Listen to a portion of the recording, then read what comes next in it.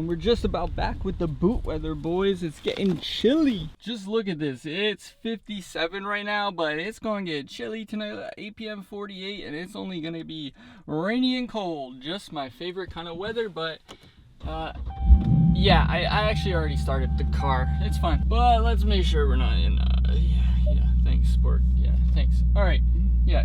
That sun, oh boy, but you know we like that. You know we like that. Ooh, you know we like that. It's okay. It says it's not warm, but I promise it is. It's been running for a while.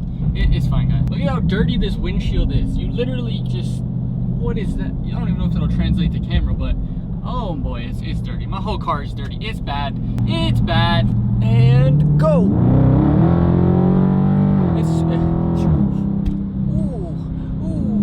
We went at least 12. That's 12 miles per hour. Oh wow. Damn, this thing's kind of slow.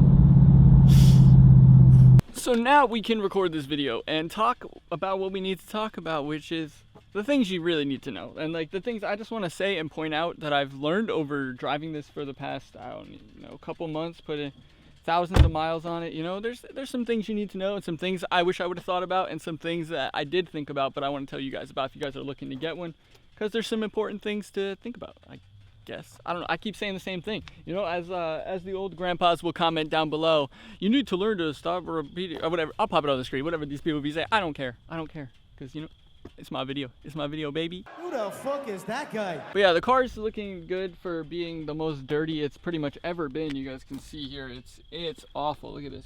It's disgusting, and it keeps getting like this no matter what I do. So maybe I'll clean it in this video, probably not, but I probably should. But you know, we'll get there eventually. Maybe, I don't know. It's gonna rain all week, so there's no real point because it's just gonna get a bunch of water spots anyway and be ugly. So my main reason for this video and my main idea that I kind of came up with this video idea for is mainly just, you guys can tell, like, look at the trees, you know, look around. We got some nice foliage in the background, and you can tell by the fit, we got the fit going here. You know, it looks like fall, right? So it's starting to get cold. I showed you guys at the beginning. It's getting cold out. We got the boots on again, you know. I don't usually wear these during the summer because it's super hot here. So you guys know it's getting cold, and as it gets cold, this car, not so good in the snow, not so good in the cold weather, you know? The biggest thing is gonna be these wheels and tires down here. So they are 20s, but they're only 9-inch wide. So you're not getting as much traction as you could. You guys can see here that I left some plasti dip on it there. I don't even know if that video ever came out. But yeah, the plasti dip came off because the wheels were basically falling apart. But I'll do an update video on the car soon and talk about that, as well as the DIY, how to DIY camo wrap your car.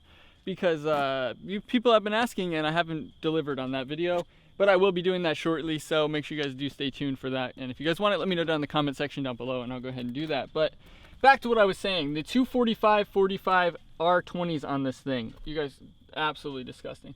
These tires are awful. So these are Goodyear, I don't even know, what are they?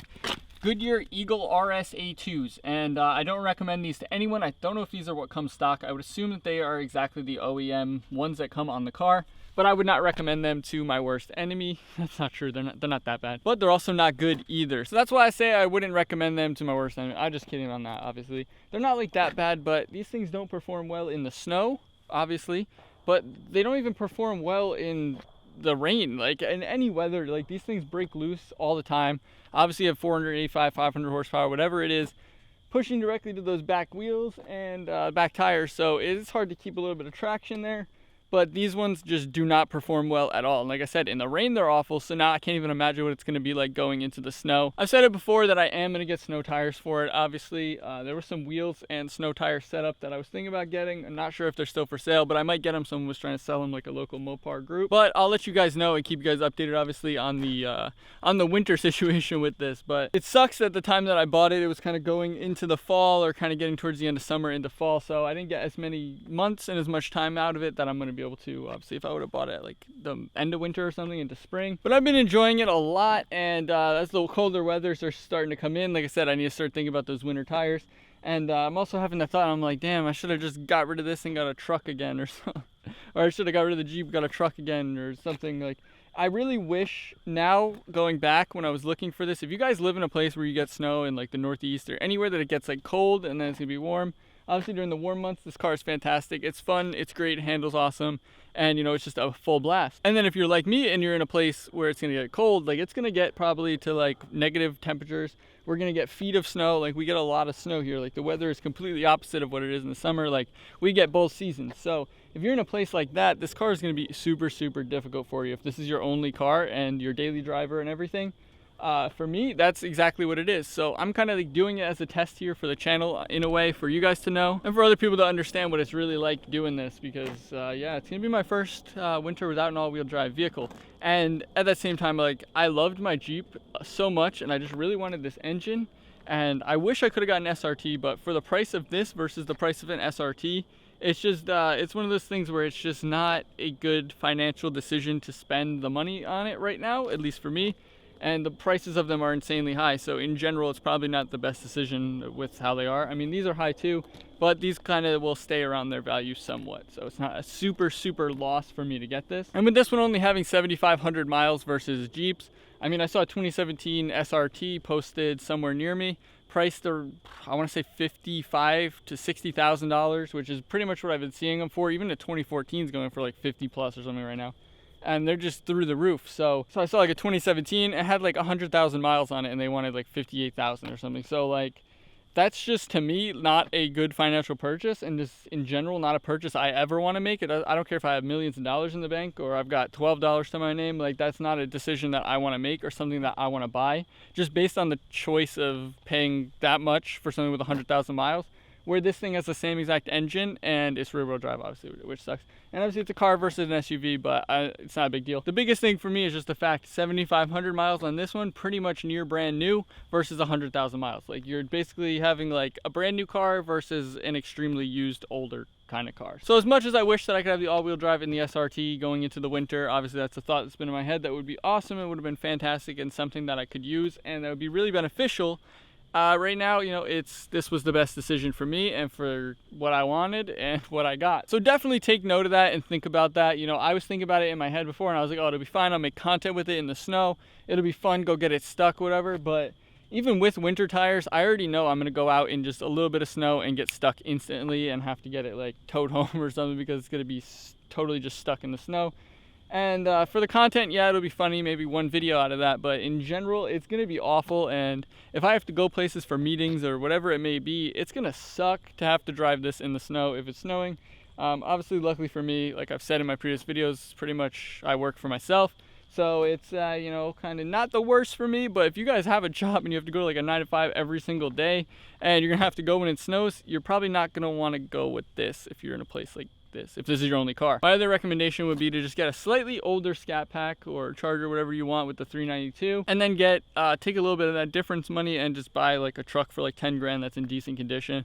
That will get you around through the winter, or you just do a cheap winter beater if you're one of those people that likes that. For me, I would rather have something that's like a truck or something that I can enjoy and still do videos and mods on and all that kind of stuff. But you know, everybody is different. Now, the other thing that I want to say is let's go Brandon, because you know the gas prices are just... You see that way up there? Yeah, that's the gas prices right up there in the sky. That is crazy. You know, thankfully, you know, it is what it is. I knew that going into this, so I'm not complaining about it. You know, it's just nobody wants to pay $4+ a gallon for premium gas, or $3.60 for non-premium gas. Like, no one wants to pay that much. All I'm saying is some mean tweets and $1.92 a gallon would be looking fairly good right now.